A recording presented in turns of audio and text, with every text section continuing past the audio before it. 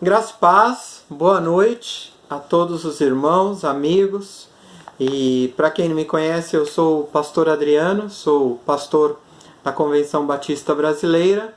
Trabalhei muitos anos nas Assembleias de Deus e fui missionário no México durante 15 anos. Eu queria falar um pouquinho nesse vídeo curtinho, um pouquinho do porquê missões. Eu sei que estamos vivendo um momento de pandemia, de crise na área da saúde mundial, estamos vivendo um momento de crise no Brasil financeira, econômica, estamos vivendo um momento de crise política, inclusive, também, mas quero levar os irmãos e nessa noite, né, nesse vídeo, nesse momento, a entender que a obra missionária, a obra de evangelizar, de levar outros a Cristo em Jerusalém, Judéia e Samaria, até os confins da terra, ela não pode parar. Então, o porquê missões? Eu quero dar 4 tópicos muito simples. Primeiro, porque missões é um mandamento, está em toda a palavra de Deus. De Gênesis a Apocalipse, nós vamos encontrar a palavra nos ordenando, nos motivando a levar o amor de Cristo a outras pessoas, a falar do nome de Deus.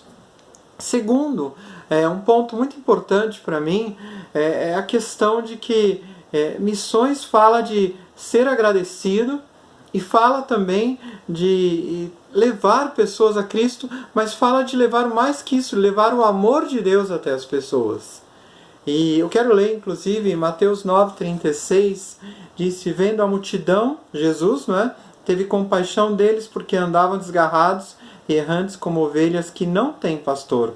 Então disse aos seus discípulos: a seara realmente é grande, mas poucos são os ceifeiros. Rogai, pois, ao Senhor da seara que mande mais trabalhadores para essa obra. O interessante de missões, até hoje, em nossos dias, o problema não está nas multidões. Nós sempre falamos de missões à Jordânia, ao mundo muçulmano, aos hindus, aos ribeirinhos, ao povo no sertão, os católicos, isso, aquilo, as pessoas de outras religiões. A questão não é essa. O problema não está nas multidões. O problema está, tudo pelo contrário, está em nós como igreja, que muitas vezes não estamos sendo sensíveis à voz de Deus e não temos doado, não temos entregado, não temos falado do amor de Deus às pessoas. Um terceiro ponto muito importante realmente é a necessidade, né? Hoje nós vemos que a necessidade do mundo é muito grande, tanto na questão social como na questão espiritual, que é a mais importante. E nós vemos que a palavra de Deus é clara, diz que o evangelho seria pregado a todas as nações, então viria o fim. Então, enquanto houver essa necessidade, enquanto houver pessoas precisando escutar do amor de Deus, Cristo não há de vir. Então, eu sempre brinco com a igreja, se você quer ir para o céu, se você quer encontrar com Jesus, se você quer estar com Cristo, o melhor que podemos fazer é pregar o Evangelho.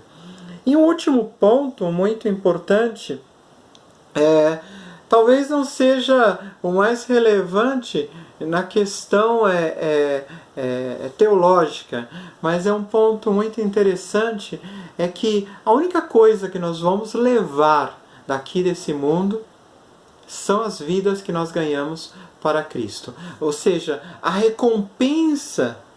única recompensa como cristão que eu posso esperar um dia de receber das mãos de Deus é por ter falado do amor dele, é por ter padecido por ele, pela sua palavra, tanto que isso foi muito marcado na vida do apóstolo Paulo, dos discípulos, dos grandes profetas.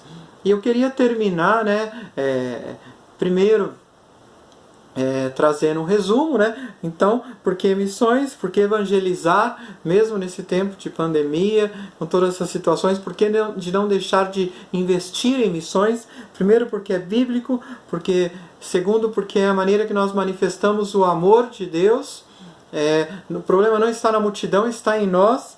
Terceiro, pela necessidade que é imensa. Mas quarto, porque é a única maneira de encontrar ou de receber recompensa. E eu quero terminar com uma breve ilustração, né? E a ilustração fala de um casal de missionários, talvez você já conheça essa ilustração, que trabalhou durante muitos anos na África e eles vinham num cruzeiro voltando aos Estados Unidos da América, e disse que quando eles estavam chegando, né, perto do porto, um pouco distante ainda, eles avistaram uma grande multidão, ficaram muito felizes, falaram, a esposa falou para o marido, olha, esse deve ser o pessoal da nossa igreja, esse é o pessoal da nossa, talvez da nossa convenção, esses são os nossos familiares, há uma grande festa para receber-nos. E é interessante que eles ficaram olhando, mas de repente, quando o barco ia se aproximando ali ao porto, né, ainda estava a uns 2, 3 quilômetros, mas eles viram que aquelas pessoas, chegou outro barco, alguém desceu e aquelas pessoas desapareceram, foram embora. Então eles ficaram muito tristes pelaquela situação, o barco chegou, eles desembarcaram, não foram recebidos por ninguém, então foram para uma casinha que a igreja havia preparado, um lugar simples, humilde, mas estando ali, começou uma discussão entre aqueles dois missionários, aquele casal de missionários.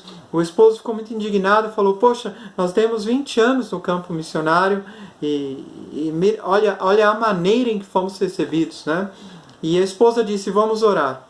No outro dia, a esposa estava em casa com um sorriso enorme, feliz, agradecida, e disse que o esposo estava muito chateado, disse, por que você está feliz? Não tem por que estar feliz. E ela falou, porque Deus já me respondeu o porquê de toda essa situação. E o esposo, meio indignado, falou, mas qual é a situação? E ela falou, Deus falou para mim que não houve nenhuma recepção, que não houve nenhuma recompensa ainda, porque nós ainda não chegamos em casa.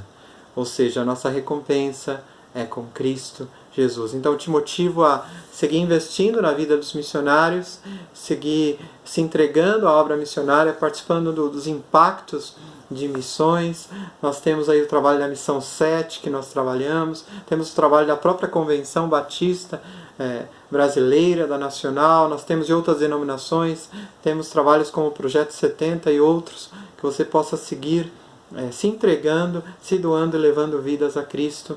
Que Deus os abençoe em Cristo Jesus.